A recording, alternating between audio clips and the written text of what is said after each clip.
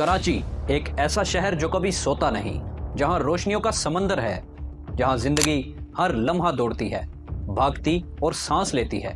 मगर इस रोशनियों के शहर में एक स्याह साया भी है, डर, खौफ और नाइंसाफी का साया। रोजाना सैकड़ों गाड़ियां सड़कों पर रवां दवां होती हैं, लेकिन कुछ ऐसी भी हैं जो मौत का परवाना लेकर निकलती हैं। डंपर्स, वो बेलगाम आहनी देव जो हर रोज कई मासूम जाने निकल जाते हैं। कराची में तेज रफ्तार डंपर ने मजीद 2 अफराद की जानें ली। डंपर की टक्कर से एक मोटरसाइकिल पर सवार 3 अफराद जो है वो जाँ बहक हुए हैं। डंपर ने मोटरसाइकिल को टक्कर मार दी, जिसके नतीजे में तीनों अफराद जाँ बहक हो गए। किसी का बाप, किसी की माँ, किसी का बेटा या किसी का भाई, बस एक टक्कर, एक चीख और कहानी खत्म। मगर इस बार कहानी यहीं खत्म नहीं हुई। इस बार किसी ने चुप रहने से इनकार कर दिया। मुहाजिर कौमी मूवमेंट के रहनुमा आफाक अहमद ने ऐसा बयान दे दिया जिसने पूरे शहर में हलचल मचा दी। बुशरा जैदी के बाद इस शहर का जो रिएक्शन दुनिया ने देखा, ये वही जबान समझते हैं। यह बयान सिर्फ गुस्से का इजहार नहीं था, बल्कि एक चिंगारी थी जो किसी भी वक्त आग में बदल सकती थी। मंगल की सुबह से हैवी ट्रैफिक इस शहर में नहीं होना चाहिए। अगर हैवी ट्रैफिक चलेगा तो हैवी ट्रैफिक इस काबिल नहीं रहना चाहिए कि वो दोबारा चल सके। यह मसला सिर्फ आज का नहीं, ये कई सालों से कराची के शहरियों के सर पर तलवार बनकर लटक रहा है। कराची में गैर कानूनी डंपर्स, बगैर लाइसेंस ड्राइवर्स और इन ताकतवर माफियाज का जाल इस कदर फैल चुका है कि आम शहरी हर रोज सड़कों पर जान हथेली पर रखकर निकलते हैं। गुज़िश्ता 10 दिनों में 19 अफराद डंपर्स के नीचे आकर जिंदगी की बाजी हार चुके हैं और दर्जनों जख्मी हुए। मगर अफसोस, इनके लिए ना तो कोई इंसाफ है, ना किसी ने सवाल उठाया। मगर इस बार मामला मुख्तलिफ था। अवाम के सब्र का पैमाना लबरेज हो चुका था। एहतजाज शुरू हो गया, शहर की सड़कें बंद होने लगीं, टायर्स जलने लगे और गुस्सा सड़कों पर फैल गया। जब लोग इंसाफ के लिए निकलते हैं और रियासत खामोश रहती है, तो फिर जज्बात बगावत की हदों को छूने लगते हैं। यही कुछ कराची में होने लगा। मुजाहिरीन ने 5 डंपर्स को आग लगा दी और इसके बाद शहर में कशीदगी फैलने लगी। यह एक आम मसला था जो हर शहरी का था, मगर फिर कुछ ताकतें इसे मुहाजिर और पश्तून तनाज़े बनाने में लग गईं। सोशल मीडिया पर एक तूफान उठा।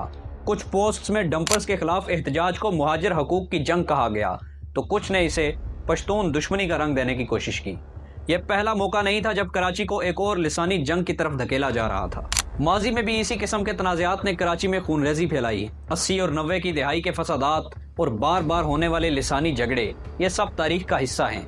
सवाल यह था कि क्या कराची के शहरी एक और तनाज़े का शिकार बनने वाले थे? क्या यह मामला सिर्फ डंपर्स की तबाहकारियों तक महदूद रहेगा या किसी खुफिया हाथ की मुदाखलत से एक और तसादम की बुनियाद बनेगा?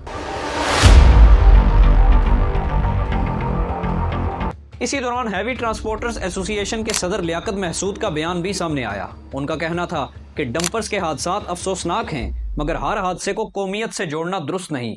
ट्रांसपोर्टर्स भी इसी शहर का हिस्सा हैं। हमें कानून के मुताबिक मसाइल का हल निकालना होगा, न कि सड़कों पर एहतजाज करके शहर का अमन खराब किया जाए।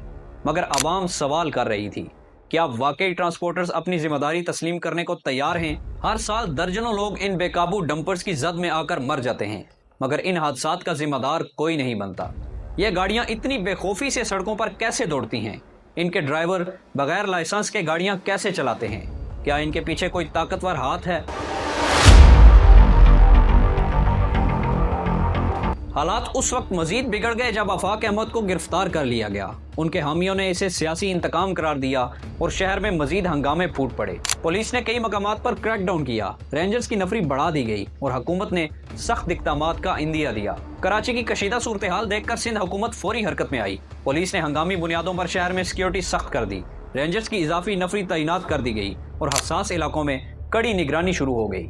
सिंध हुकूमत ने वाज़ेह पैगाम दिया कि किसी को कानून हाथ में लेने की इजाज़त नहीं दी जाएगी, चाहे वो कोई भी हो। ये वो लम्हा था जब शहर एक बड़े बहरान से बच गया। अगर सिंध हुकूमत, पुलिस और रेंजर्स फौरी एक्शन ना लेते तो हालात शायद मजीद बिगड़ सकते थे। यही वो इक़दामात थे जिन्होंने कराची को एक और लिसानी फसाद की आग में जलने से बचा लिया।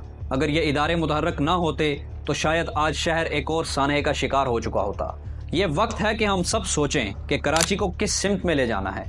ये शहर सिर्फ मुहाजिरों का है ना पश्तूनों का, ये हम सब का है।